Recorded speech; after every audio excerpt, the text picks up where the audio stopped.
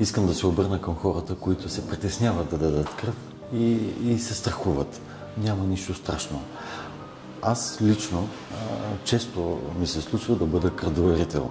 Правя го за хора близки и познати, които имат нужда, но по-важно е да бъдем солидарни, да даряваме дори за непознат. Защото ако днес ние даряваме кръв за някой непознат, утре може да се наложи самите ние да имаме нужда от кръводарител и да изпадаме в такава ситуация здравословна.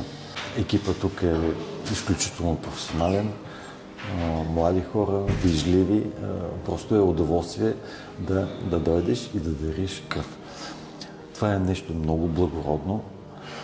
Въобще тази професия е благородна и наистина спасява човешки живот.